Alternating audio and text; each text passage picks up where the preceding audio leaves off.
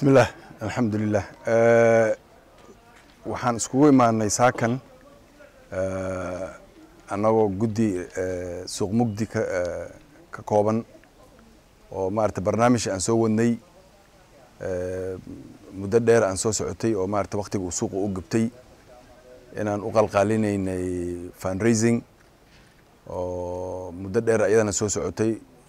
haddana diyaar noqotay insha Allah sidaan filayno haduu Ilaahay raali ka noqdo maalinta isniinta wixii labada saac salaadnimo ka bilowdo inaan fundraising qabanayno aan u qabanayno qaasatan suuq mugdi dadkii wax ka gubtay oo maarta madaxweyne ku xigeenka iyo madax fara badan wasiir aadan ducaale iyo MPyaal xildhibaano maarta oo Kenyaanka odol ah ay iskugu imaan doonaan Gaaris taariikh 6 oo yaaninta isniinta ah inaan iskugu imaanayno meesha la dhaho Garissa Water Grounds oo ka soo horjeedo xafiiska PC-ga magaalada Gaaris hadda waxaan iskugu imaanay anagoo guddigii la fariistay saaka guddigii suuq mugdi qalqaalaheeda aan sameynayno insha Allah oon rabno maarta inaan xafladaasayto xaflad very successful inay noo noqoto waxaana ka codsanaynaa reer Gaaris dhammaan meel ay joogaanbo wixii Nairobi Gaaris joogay wixii kala meel kala joogaan inay ka soo qayb galaan arintanito fundraising sida ogtiin suuqaasayto boqolkiiba taqriiban 80 ilaa 90 suuqi wixii dadku u qanacsanayay inay maartay dib weyn gaaray xoolihi odolna ka gubteen nasiib daro arintan maxaa waay waa arin barbalba dhicisay sida la sheegay qariib 12 jeer bay dhacday hadda marka waxaan tusnay inaan anagoo reer Gaaris ah madaxdii ah inaan u qalqaalina maarta Harambey oo maarta aan ku caawin doono dadkii suuqa wax ka gubtay yaan saakana qalqaalaheeda ku jirna maxaana ka codsanayaa reer Gaaris isniinta labada saac ilaahay duu raali ka noqdo inay ka soo qayb galaan madaxaas oo idilna nala soo dhaweeyaan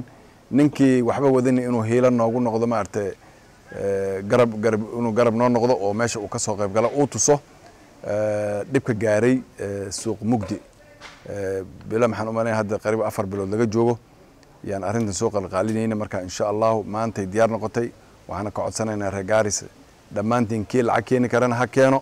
kii aan lacag haynina maarta inuu naga soo qayb galo oo maarta uu garab noo noqdo oo maarta dadkaas uu garab istaago insha Allah magacii waa Faarax Nuur Chairman suuq mugdi mashruuc uu maasan yahay dadaal dheer buu ku bixiyay inuu suuqa fundraising u sameeyo muddo 4 bilood ayuu iskaga dabalaabanay maanta gabagabay arrinta gaartay asagana insha Allah waan garab istaagi doonaa tan dadku soo bixin leen suuq mugdi waana soo dhaweynaa in badan aad buu u naxariisan yahay shubeen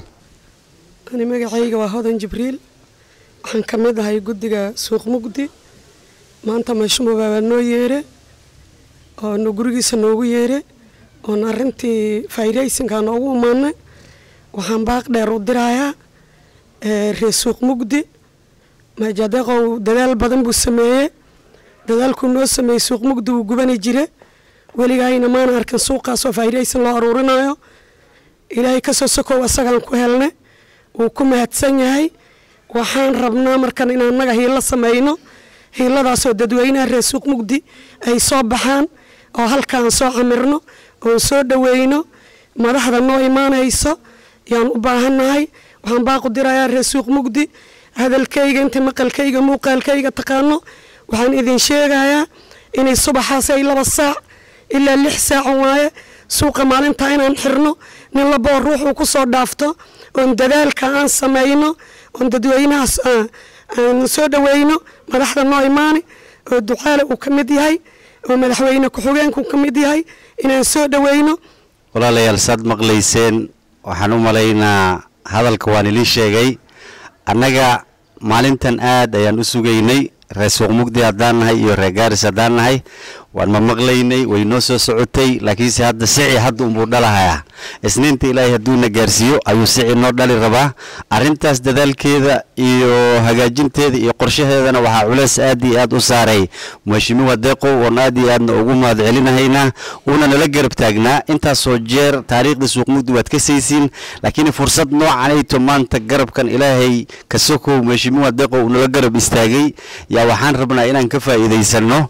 dad walbo oo reer suuq mugdi ah iyo reer Gaaris ah waxaan ka codsanaynaa ninkii shilin keeni karo shilinkaas ha keeno, ninkii 100 keeni karo 100 ha keeno, ninkii hiile keeni kana hiile ha keeno. waxaan codsanaynaa maalintaasayto inaan u kala harin madaxweyne ku-xigeenka ilaa iyo intaasoo MB baa la sugayaa. waxaan idinka codsanaynaa inaan isku soo baxno. Wananchi wa soko Mukti, nikiwaambia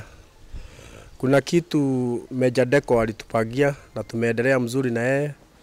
na saa hii tunakuja huko kwa sababu ya hii fundraising inakuja tarehe 6. So nawaambia watu wote wako soko Mukti mujitayarishe tarehe 6 tutoke kwa wingi ili hao watu wanakuja kutushangia wale watu walichomekewa ili hiyo soko yetu iendelee mzuri. waxaan salaamay ummadda reer Gaaris oo dhan, komitiyada suuq mugdi, madaxda noo imaanaysa sharaf ay mudan yihiin.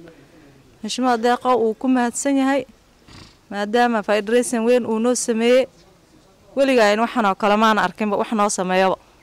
asaga ka horow uu ku mahadsan yahay. reer Gaaris waxaan ka codsanaynaa inay noo soo baxaan. ninka Ilaahay wax u dhiibay dawladda wayna caawinaysaa. reer Gaaris ayaga masaakiintooda waxaan rabnaa inay caawiyaan. reer suuq mugdi marka hore masaakiin ay ahaayeen, dad waxba haysanin bay ahaayeen, intaasoo sanana way gubteen, laakiin wax u soo gurmada hadda ma arkayna. arrintan waan sugayne, farxad weyn bay noo tahay, aad baan ugu faraxsanahay. Kwa majina naitwa Wamboi. Nashukuru siku ya leo Mungu sana kwa sababu ya kutupa hii nafasi. Pia ya pili ningependa kushukuru Mheshimiwa Deko, amesimama sana pamoja nasi tangu wakati mkasa wa moto ulianza hapa Garissa, ni around miezi 3, na tumeona akishikilia sana wana soko mugdi. Kwa hivyo hajatuachilia mpaka siku ya leo, amesimama bado nasi. Tunashukuru sana mheshimiwa, Mungu akaendelee kumbariki zaidi. Pia tunashukuru kwa sababu tumepangiwa mambo mazuri ambao itakuwa on Monday tarehe 6. Tuko na fundraising ambao itakuwa ikisupport wana soko mugdi wale waliathirika na moto. Kwa hivyo langu ni kuwaomba tukaweze kujitokeza kwa wingi, na tujue si soko mugdi peke yake, ni akaunti yote ya Garissa kwa sababu ya kushikiriana. Pia tungependa kushukuru watu wa soko mugdi. Kazi opportunity ni nyingi sana. Pale ukiangalia kuna watu wanauza melon, kuna watu wanauza machungwa, kuna watu wanauza ndimu. Kwa hivyo mheshimiwa ametufikiria vizuri sana na akaona ni vizuri akaweze kusimamisha hiyo soko mugdi tena. Garissa taariikh 6 Isniintii 2 saac waxaa la hagaajina fundraising. walaalkeen Meja Deeqo una garab istaagay. maanta suuq mugdi gubtay hadda dhexdooda una garab taagan yahay, weli garabkayna kama bixin una garab taagan yahay. reer Garissa أنا سوق مقدر كليح مداير رجال سان قلنا هاي كي أنا وإحنا هيل كره الناكين كي وإحنا هيل كرهنا قرب استاجنا كي جبها هاي هو يهيل بان كي جبان هو يهيل صغير كبير تارك لح لبسها أيالا كلهير رجال سال صوّر الضحى ولا كانوا قرب تاجنا هاي ما أنت سوق مقدر قبتها ده نحو هذا نفرزنا نولا جاينا يا مركز رجال قرب استاجنا كي جبها نص بحا ترى شرع سوق مقدر كومتي وحنوم هذا علينا مش ما مجادق وما أنت إنه يعرف فرصة النسية maalintii iyo maantana garab taagnaa suuqa gubtay ilaa hadda. waxaan u sheegaa reer Gaaris dadka waxay dhahaan ninka madaxda waxba ma qabto, maadaama waxba uu qoon maanta aad arkaysaan insha Allah haduu ilaahay raado Isniinta ninkan maalintii dabka dhacay ilaa maanta uu garab taagnaa, anagana shaahidan ka ahayn, idinkana waad arki doontaan haduu ilaahay raado. xaafadaha joogina ninka wax ma qabto hadal ma ahan, wax qabadkiisa maanta Isniinta la ogaan doona insha Allah arki doontaan. soo baxa maanta Isniinta isku keenkeena baraf haduu ilaahay raado. asagana dadaalku galiyo ku mahadsan yahay, anagana u mahad celinayna insha Allah waqti walbana garab ka qaadanahay.